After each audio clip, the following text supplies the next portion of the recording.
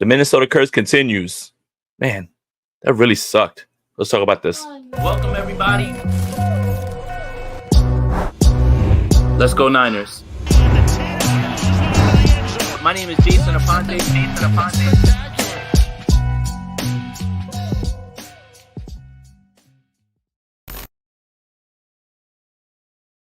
I'm Jason Aponte. The 49ers lose again in Minnesota.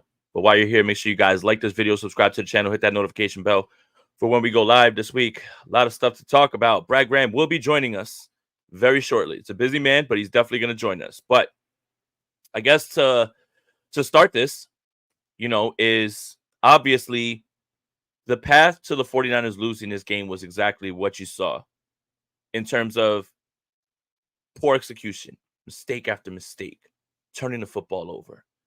Sure, I think that Brian Flores did a really, really good job with the defense. And again, talked all week about the Jets may be more talented, but this Vikings defense was going to prove to be a bigger test for the 49ers based on Brian Flores and the way that he is scheming his guys open. It felt like much of the game, it was hard for guys to just get separation. Even the catches to Debo, it always felt like someone was in his back pocket. And, obviously Brock had, some bad throws, some good throws, a little bit of a mixed bag. Jordan Mason was great. This game would have been a lot worse if Fred Warner didn't play out of his entire mind. But, again, the 49ers had to play that way to lose this game, meaning they don't have anybody to blame but themselves. And again, give credit to the Minnesota Vikings and especially Brian Flores and that defense. And obviously Sam Darnold made two really, really, really good throws in this game. He also threw one, to the other team, which he usually does. That's par for the course when it comes to that. But when you couple the touchdowns, when you couple the mistakes, that's the result you're going to end up with. And it doesn't matter who the opponent is. When you turn the football over, when you play that way, when you have a block punt, when you don't convert on fourth down, that's what's going to happen. That's what's going to happen. So, the 49ers get right back into the game with that touchdown.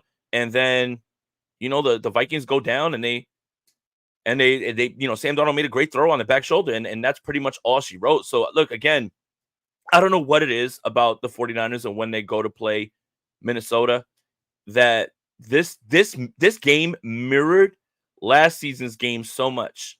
It was eerie at times. Like 17 points last year, 17 points this year.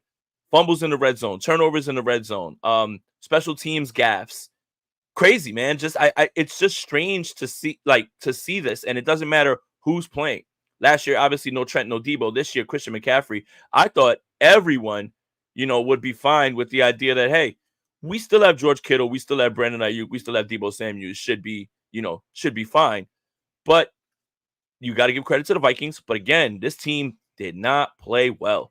They did not play well in this game. I mean, there's moments where it's okay, you're back in the game. Okay, this is good. You can point to some positives. Particularly, Avery, turn it down. Particularly, Fred Warner was incredible in this game. I don't think anybody would deny that.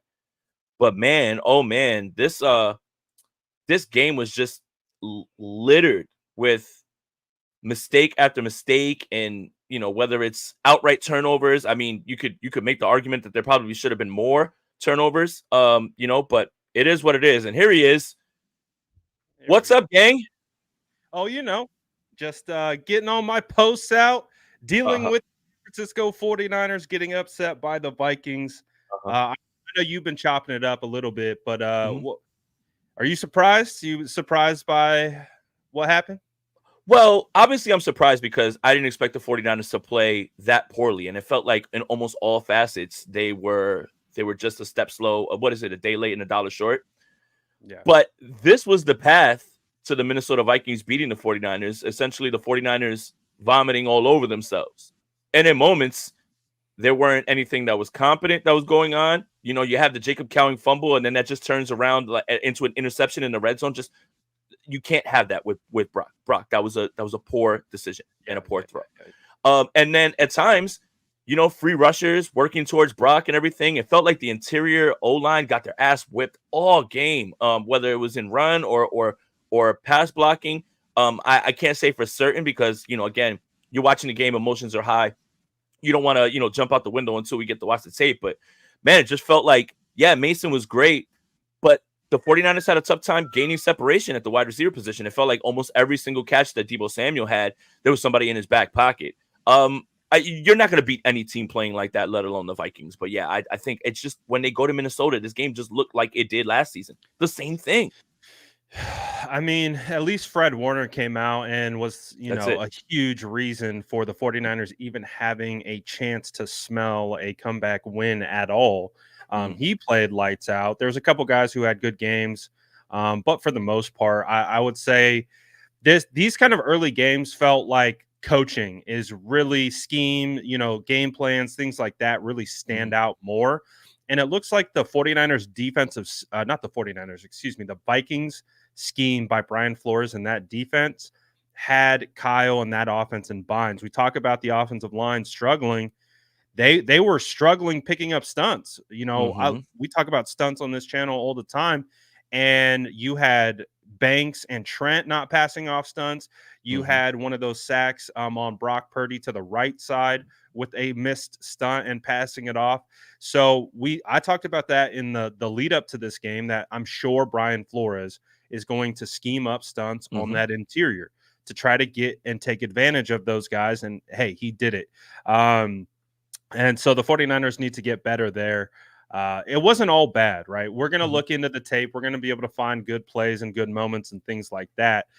But I don't think this was a game that we anticipated was going to look like this. I think we expected a little bit more cleaner on offense, a little bit cleaner on defense, obviously special teams. So all three phases, I think like when we look at last week's game, we're like all three phases contributed to the win.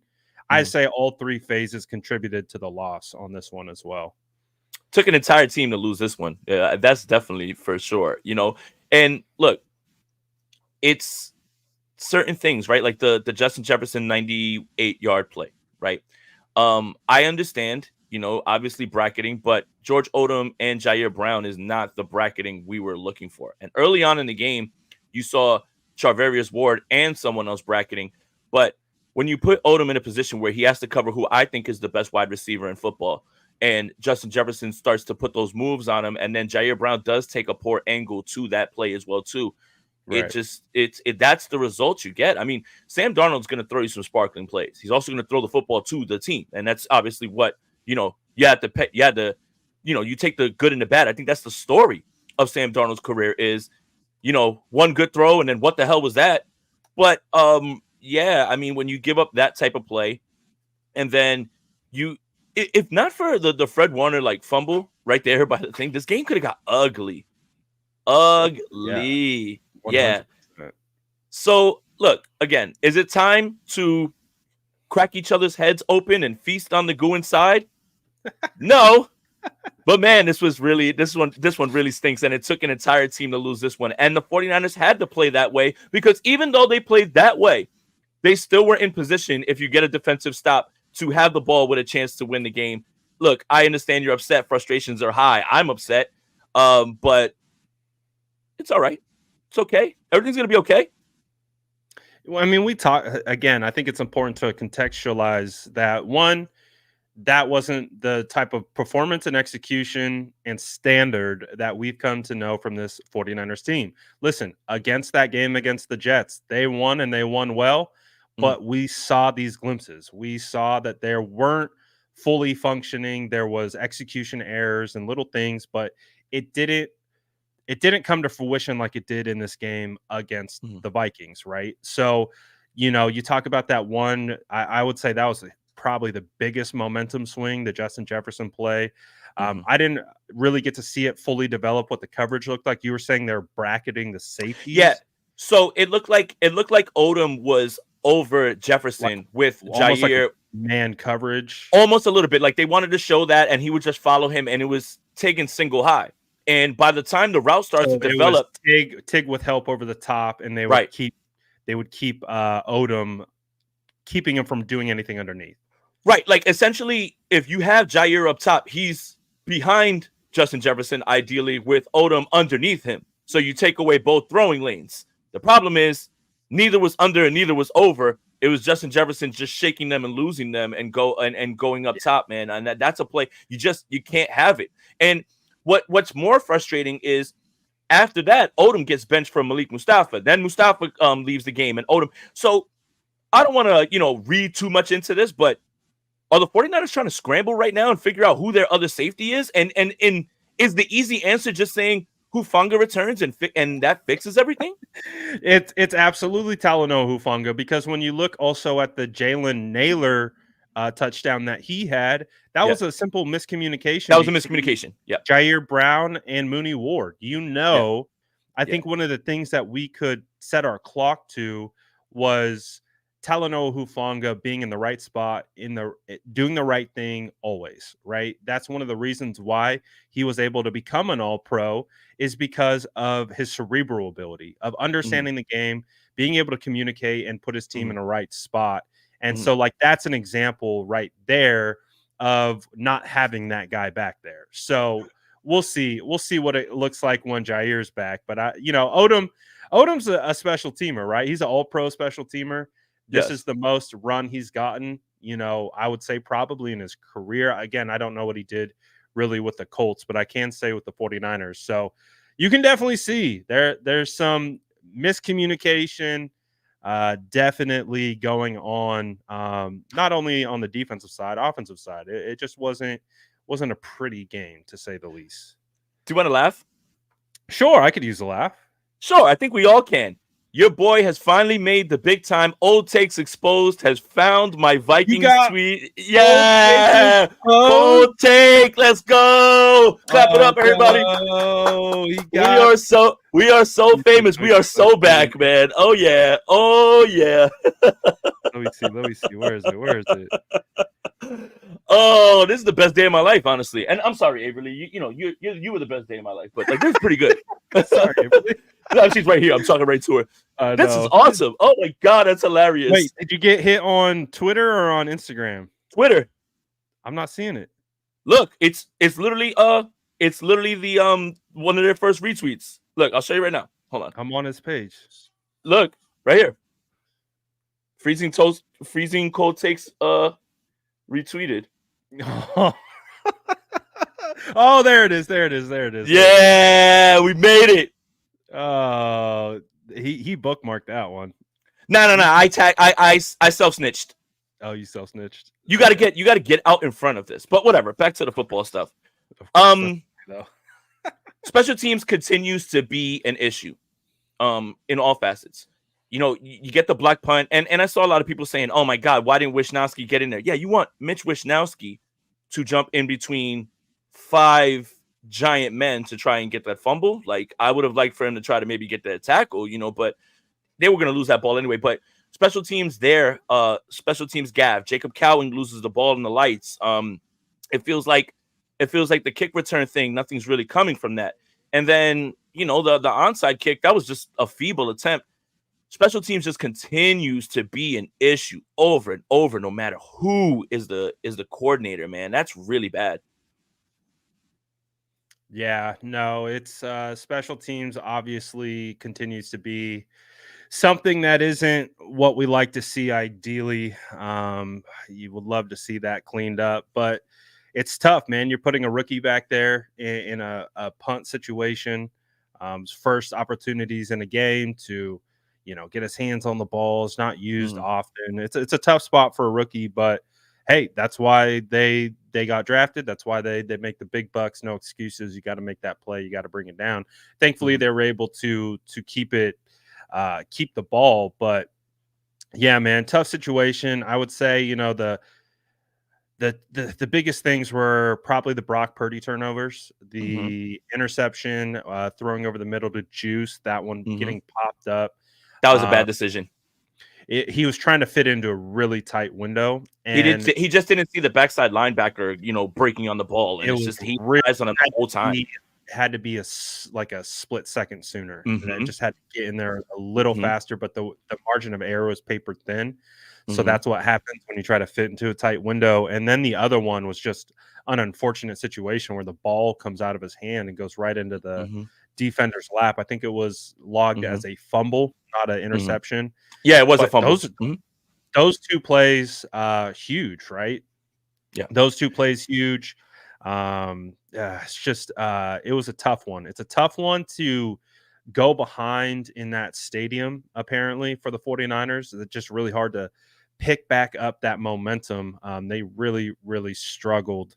I mean, obviously, Fred had a lights out game. It's like, it's important to highlight how good of a game he had amidst a really poor showing, honestly, like by everyone involved. But again, there's good and bad. But after a loss like this, we're trying to figure out why. Why did that happen? What were the reasons? A lot of it just had to come down to not executing, really. Just not playing your brand of ball. Rod says it's such a great day when you all lose. Don't worry, you'll be on the bus soon. Marvin Harrison just scored a touchdown against the Los Angeles Rams, so get ready to be 0-2, pal. But I like this comment from Down South Faithful 49. Averages 5 yards a carry and won't give him the ball on the one. Okay, so let me say something positive. Hello, Kyle Shanahan, going for it on 4th down. Who are you? Who is this coach? I like that. Now, the problem is 4th and goal from the 1. I don't like shotgun. Gives it away. You need 1 yard, and you put your quarterback 4 yards back. Okay. The play call, whatever, right? Because it was open, but it was tipped at the line. But again, the line, not picking up and being confused. I like the 4th down attempts. I need more of that. But when you don't convert, and then on the back of that is that Justin Jefferson play, that really hurts. That was a huge swing in that game. Huge swing. Yeah. Also, too, I don't know. When I get into the tape, that's one play that I'm going to be looking at because they were sliding protection to the right. And because of that, they had a free rusher. They keep getting caught sliding their protection to the wrong side. Or I don't know how to quantify it because they keep sliding protection to away from the heavy side.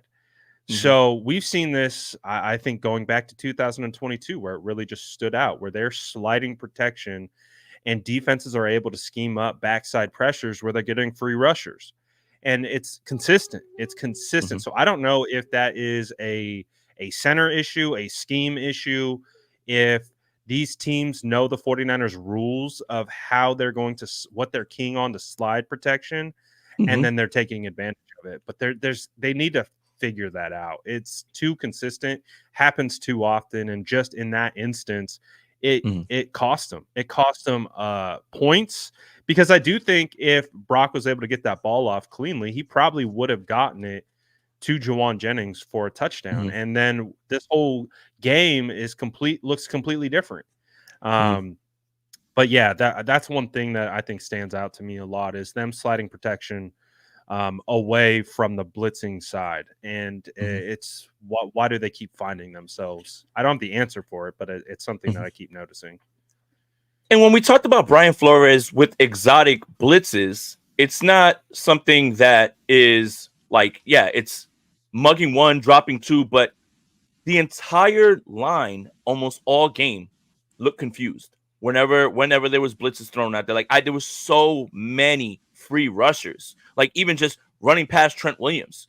So the miscommunications were everywhere on this line. You can't just quantify it and just say it's one person. Like, I think it's easier for 49ers fans to sit there and say, hey, this one person had a bad game, but it felt like the entire offensive line was getting their ass whipped. And that's what we were talking about all week is, yes, the Jets defensive line, talent-wise, is better than the Minnesota Vikings.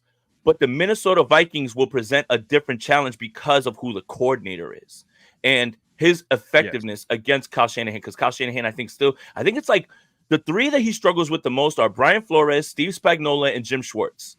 Those guys give Kyle fits all the time, right? They'll allow some points, but for the most part, Kyle has a hard time with all of them. So again, it's like, what was the plan? What were they seeing? Why was it look so disjointed all day? Like, and then not being able to run the football up the middle. It felt like Mason every time he ripped off a good run was outside. Everything was outside, with either cutback lanes, either it's straight up outside zone, sometimes that crack toss. That felt far more effective than running in between the tackles. That is about an opposite performance from that offensive line than it could have been from Monday Night Football. Literally on Monday Night Football, it was dominance. It was them not allowing any sacks, and it was Brock Purdy playing well. And then this week, it was the complete opposite. It's just crazy to see, and that's football, I guess, right, Brett? Yeah, I can't even say that the 49ers offensive line lost because of an individual. I think it looked poorly because the whole group suffered in that one, right? I don't think it was one person. You had all five across the board struggling in that situation to, again, pick up blitzes, pick up stunts, certain situations. So obviously people want to assign blame to one specific player, right? Like, it was Colton McKivitz. I can't even say it was Colton. I can't even just say it was him. It was everybody, even Trent. Like, you can look at Trent and say, I can't even say it was Trent. Like, I can't even say it was Pooney. I think, and especially when we get into the film, that will bear out much clearer. Yes. But from what we could see from the broadcast, it just looked like there was a bunch of disjointed stuff happening on that offensive line. And it wasn't all bad, though, right? Because Jordan Mason had a pretty solid day on the ground. When you looked at that touchdown he had off the right side, I mean, again, being able to run off the right, George Kittle, Colton McKivitz, creating that lane. You had Deebo Samuel blocking on the outside. Those are the things that you want to see more consistently, obviously, to contribute to a winning game. But the thing is just pass protection, being able to be more sound in pass protection, being able to have everyone on the same page, passing off stunts.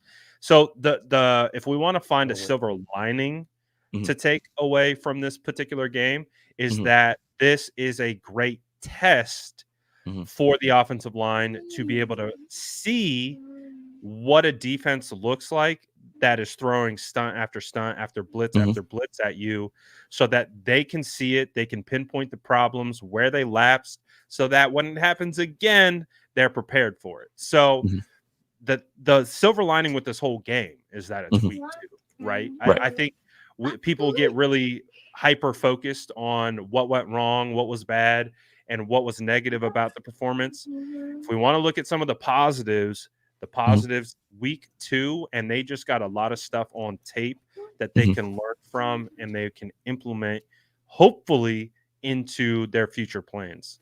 Yep. All right. I guess we should stop burying the lead, and it's time to talk about it. Okay. It is week 2. The 49ers are going to play 15 more games this season. Brendan Ayuk, where are you, buddy? Where are you, buddy? I understand, okay? I understand football shape. Completely get it, right? It's what training camp is, right? I understand. Where are you? I'm sorry. Look, man, I don't count other people's pockets. Rod, Marvin Harrison scored again. You're down 14-0. Get work, pal. I don't know what to say, man. I really don't. Because on the one hand, I'm very sympathetic to the idea that, like, hey, the guy still needs to get into football shape. But on the other hand, you caused a lot of this in the offseason in terms of, like, holding out. And you said it went on for a little bit longer. You said, I like the attention, all of those things, right? You get your money, you got to start hooping. I don't even know what to say necessarily that, like, can quantify it other than just where are you? Where are you, man? And again, I don't care about the contract. It's we need you.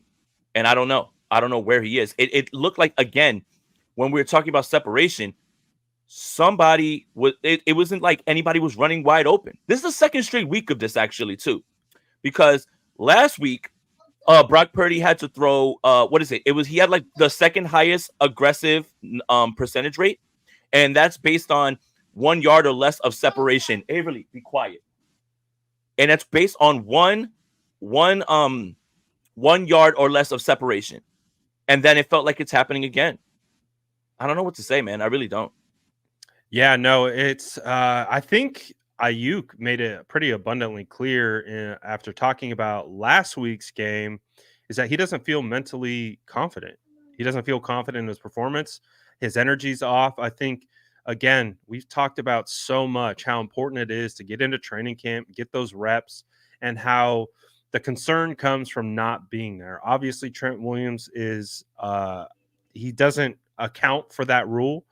Um, but I think it's just another issue of what these contract holdouts can look like when the timing goes into training camp. Obviously, I remember what was it, Peyton Manning? He got kind of hyped up in that with that touchdown drop against the Jets about missing camp and being in camp.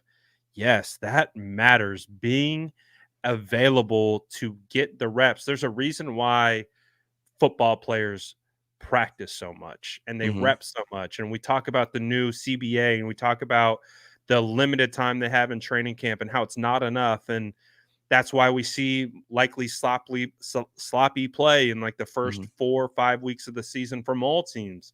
It's because they don't have the opportunity to rep, and you need those reps. And when you're not right and you're not, I even saw this thing about I think what Trent Williams was talking about is like, you find out what type of player you're going to be in training camp that year. You find out what you're about to roll into the season during training camp.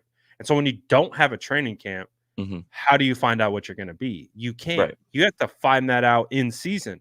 And that's a challenge. And right now, I just feel like mentally, the offseason is still weighing on Brandon Ayuk, and rightfully so. You didn't practice. You were in the headlines every day. You're the leading story for how many months, and now everyone's expecting you to produce after that, and it's not happening to the rate that we've come to expect. So of course, people are going to be all over BA until he shows up. And again, that's one of the pitfalls of getting a big payday is people's expectations are sky high. And if you don't meet those expectations, there's going to be a lot of smoke coming down your way. And that's what's going to happen.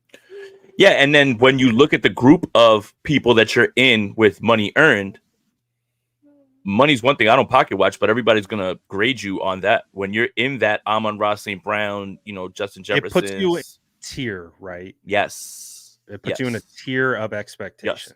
Now, fast forward to CeeDee Lamb, who who hasn't really done anything in the preseason and was holding out 65-yard touchdown today, even though the Cowboys absolutely got destroyed by the New Orleans Saints, man. Hello, Clint Kubiak. Oh my God, who knew that you were the secret sauce for the secret sauce of the New Orleans Saints? I mean, Derek Carr's out here, Alvin Kamara, 4 tugs. If you check in on your folks that played against Alvin Kamara in fantasy today, just make sure they're okay. Let me read the super chat real quick. Kaz ZG, 4th and 1 and 1 Mason. 4th and 1 on the 1, Mason averaging 5 yards per carry. Let's throw it. I agree. And again, I would hate to run the football out of shotgun, but I think if you need 1 yard, don't go 4 yards back. let's move this thing up, and let's try to get Mason, a handoff, which he's running with his momentum. Love the decision. Wasn't in love with the play call. Hey, Kyle's smarter than me. It's fine, but again, I didn't like it. But yeah, a little bit more to like the Brandon Ayuk thing. Just is all offseason we talked about we need separators, right? And then you have your the performance in the Super Bowl where it felt like people weren't getting open, and you kind of figured that this was going to be the way that teams were going to try to attack the 49ers. Less zone, because those guys are savvy. They're always going to find that soft part in the zone. You don't want to have guys running wide open. But it's week 2, and again, there's 15 more games. And the 49ers addressed this in the draft with Cowing and Pearsall, and yet it looks like that again for 2 straight weeks, like the same way where guys just have guys on their hip pocket. Like it's crazy. I mean, I got to give credit to Debo. Debo, I thought, had a pretty damn good game. Brought in probably pretty much everything that was thrown his way. Mm-hmm. And again, in that same conversation about talking about, what we're seeing with Brandon Ayuk, no training camp, what that looks Mm-hmm. like. Look at Debo. Debo had Mm-hmm. probably one of his best camps of his career, and it's Mm-hmm. translating into the season. Mm-hmm. And he's playing well. Kittle's playing well. JP's playing well. Mm-hmm. But it's we got to get the offensive line in sync, in tune. Uh, Obviously, Brock's going to take his shots, so I'm less worried about that. Are you Mm-hmm. worried about Brock's performance? I feel like, obviously you don't want to see the ball slip out of his hands, Mm-hmm. in that scenario. But other than Mm-hmm. that, I thought he was okay. Didn't think it Yeah. was great. Didn't think it was bad. I thought it was okay. I think the best way to say it is like mixed bag. Yeah. He wasn't outright bad. He wasn't outstanding. Some of the decisions are troubling. I think when you look to in that same drive where the 49ers wound up, the 49ers went down 99 yards after that fumble as well, too. I think Right. that is a 99-yard drive. That's very impressive. Yeah. But that initial throw to Kittle towards the pylon, if Cam Bynum can get his hands on that, that's another interception. That's another interception. Like it literally just went through his hands, and he had plenty of room. So there's decisions, they're troubling. Obviously, almost interceptions aren't interceptions. Who cares? But yeah, I think that was one of the more up and down Brock Purdy performances I've seen since he's been the starting quarterback a little bit. For the decision that I'm harping on with the Kyle Juszczyk throw, that throw to Deebo Samuel was absolutely him making that happen, moving out of the pocket and then putting it in a place where only Deebo can get it. So again, you got to take the good with the bad, but there was a little bit more bad, I would say, than good in this one, but he wasn't outright terrible in my opinion. Yeah. So how do the 49ers bounce back after this? Mm-hmm. What are some of the key things that they need to work on? Obviously, we've already Mm-hmm. talked about protection up front. That's Mm-hmm. going to be a key emphasis, but what are some other things you think they need to work on? I mean, just stop killing yourself. Stop turning the football over. Stop with the block punts. And then I think again, Nick Bosa had 2 sacks. I think there was times where Javon Hargrave was moving, but the pass rush wasn't there today. And particularly when we highlighted it during the week on State of the Franchise was you've got to go with this interior. And for a while, Javon Hargrave was doing some good things, but honestly, the pass rush at times, just where are you? We were fine. Like, yeah, you talked about Nick Bosa. He was able to get a couple sacks, but he was also getting caught pinned on the inside that was Mm-hmm. keeping the outside open. So he wasn't Mm-hmm. containing the edge like you typically would want to see. And He knows, who I'm gonna say. oh yeah, I think they should do it, man. It makes sense. I know they should. They should do it. But yeah, like Nick Bosa kept crashing inside, and it was giving up the outside, and they were either getting free with a rush or scramble or what have you. Mm-hmm. So it's just better, better fundamentals, Yeah. I would say, by the whole group. Yeah, and it's mistakes are either turnovers, mental miscues, playing but it was all of it. It was all of those things. It was never just one thing. The 49ers turned the football over. Okay, you can't do that against anybody, but missing your blocking assignments, not being in the right spot, poor decision making at times, like that stuff, man. It's just, and you can't, and you know what's funny? For all of the talk about the block punt, the 49ers still held them to 3.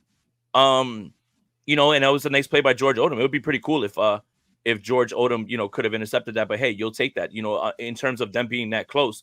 Again, and it was brought up. It's Fred Warner, man.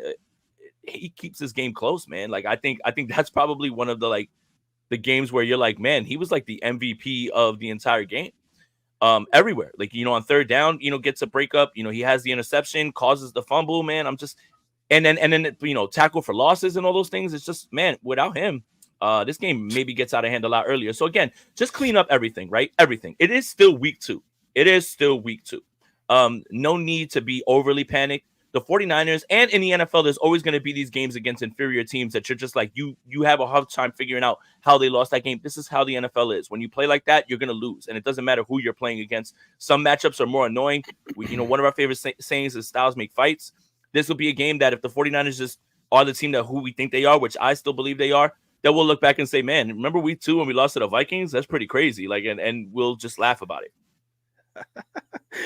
Speaking of like laughing about it, how does it feel, to get beat by Sam Darnold?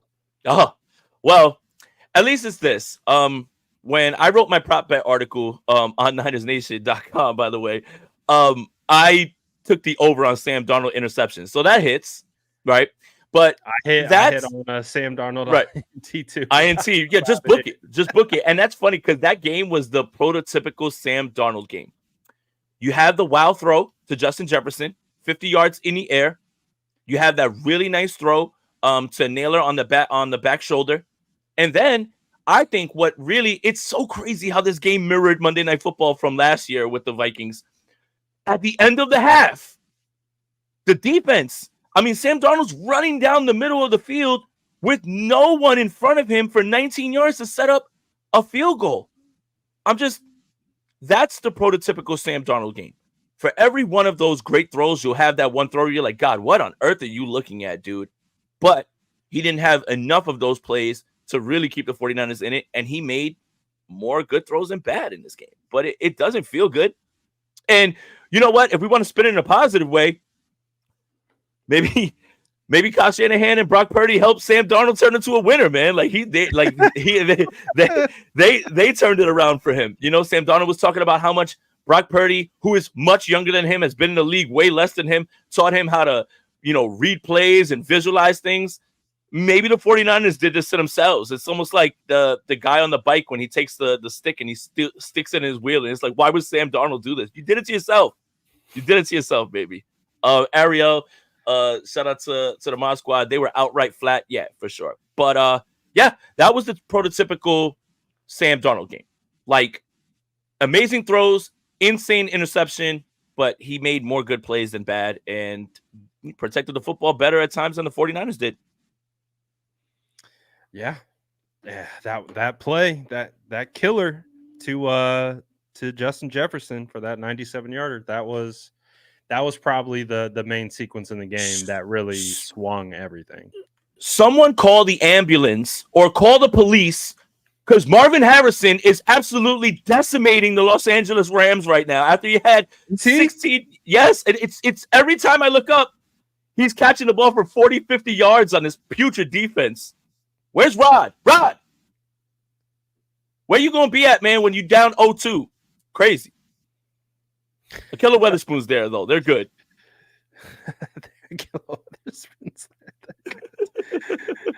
Oh, yeah. Hey, AZ's going to be competitive.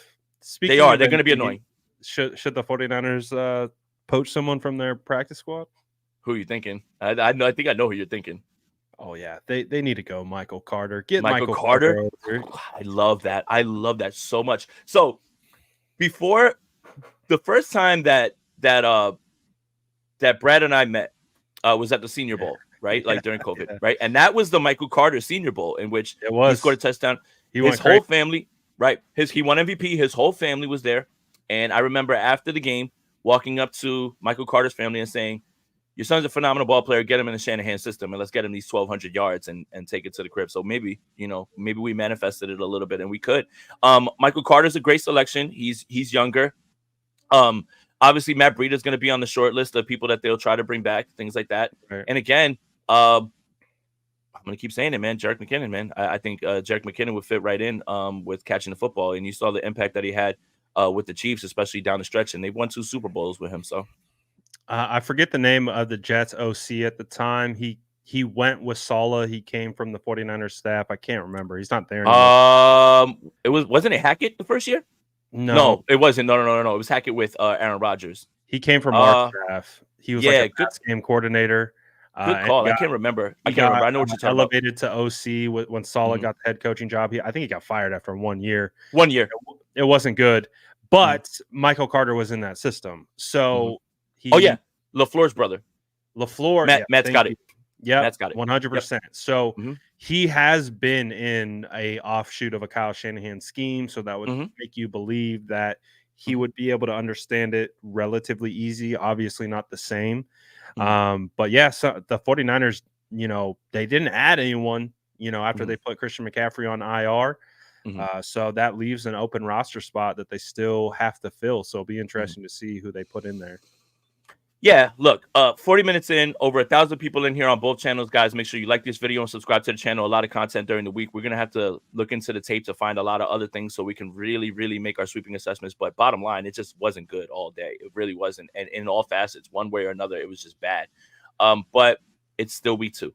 And the 49ers weren't going undefeated.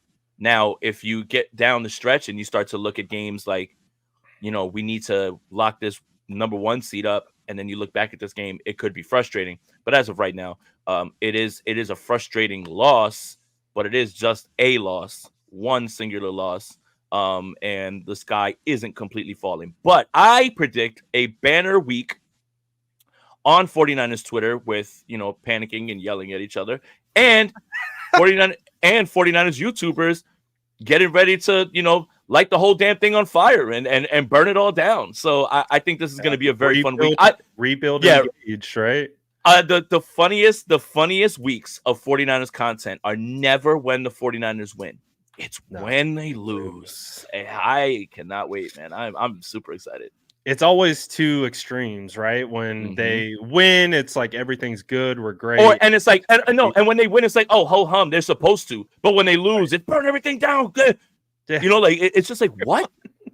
Fire everyone, trade everyone. Fire everyone, trade everyone. Kyle's washed. Get him out of here. This is all right, man. Hey, man, it's the NFL. Those guys get paid too. Yeah. So, again, not the outcome that we wanted. I think we all agree it was a sloppy performance and it resulted in them losing. So, there's things to clean up. There's definitely multiple things that they need to adjust offensively, defensively, and special teams. There's plenty to learn. That's every L should be a lesson. And boy, there are a lot of lessons to be learned in this particular matchup. So that's all you hope for is that they take this information, they take the tape, and they learn from it. They turn it into, all right, well, we can't do this in this moment. We can't, put George Odom on Justin Jefferson. That's maybe something that we'll have to reevaluate in certain situations. And, offensively, defensively, special teams, they gotta study this tape, and they got to see where they need to get better. That's for sure. Yeah, the 49ers put the capital L in lesson today with the way that they played. So, yeah, absolutely. Every L is a lesson. Brad, any other overarching thoughts, anything like that? I feel like we've kind of covered everything. I think, again, Deebo Samuel, George Kittle, hello. JP Mason, hello. Great game from those 3, and add in Fred Warner. This is going to be a game that we're going to look back, and we're going to have to find out what went wrong, right? Like miscommunication on the touchdown to Naylor. Boom, that's off of an interception, right? After the 4th down, 95-yard throw to Justin Jefferson. All of those things, everything has a cause and effect. But you can't win football games in the NFL like that, man. You just can't. It doesn't matter who the opponent is, man. And for some reason, the 49ers cannot go into Minnesota and win, man. This is it. The curse continues. I don't know if we're ever going to see this. It's wasn't good. Wasn't good at all. So, I think we covered it all. I think better analysis will come once we are able to get into the tape and really kind of break it all down. So not going to be fun tape to break down. I'm going to be honest with you. So I think that's what the theme of all the film breakdowns are going to be is, all right, we need to clean this up and we need to clean that up. And here are the issues and how do they fix them moving forward. And I'll take this one from Adam, and then we can get out of here, Brad, because I got to take care of this little one. And, there's other football to watch now. But Adam says, why did Purdy not look to check down to Mason like he does for CMC all the time? Mason was wide open for 10 yards many times, but never looked to him ever. I think there's a misconception when it comes to, like, just checkdowns and design play calls for Christian McCaffrey.